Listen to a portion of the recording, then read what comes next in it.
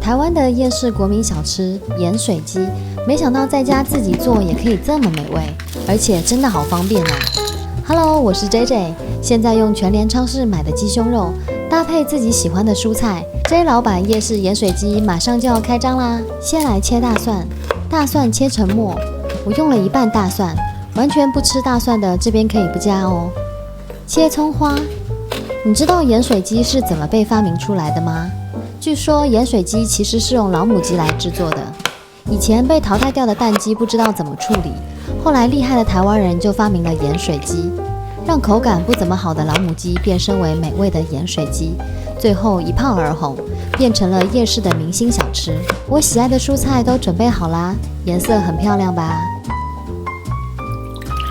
煮开水，水滚后加入少许盐，再加入玉米笋，玉米笋大概烫7分钟就可以了。红萝卜的时间比较短，煮3分钟就好哦。煮蔬菜的时候呢，我们就来准备泡蔬菜用的冰水，这边用到的是冷开水哦，千万不能用生水，免得拉肚子。加入切好的小黄瓜，玉米笋和红萝卜也烫好了，捞出来一样也泡冰水。全联超市的这款鸡肉很好用，除了鸡胸肉，还有鸡腿肉可以选择。一包一共有2片，我先用到1片，另一片就冰起来，隔天再用。把鸡肉撕成一条一条的，不喜欢鸡皮的也可以拿掉，这样热量更低哦。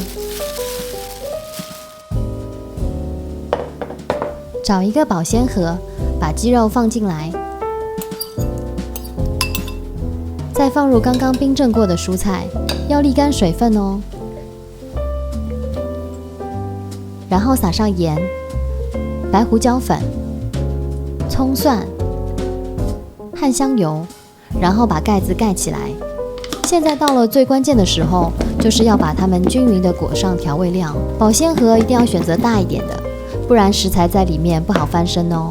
好啦，你看是不是和外面夜市卖的一模一样呢？ J 老板夜市盐水鸡真的好好吃哦，你也赶快做做看吧。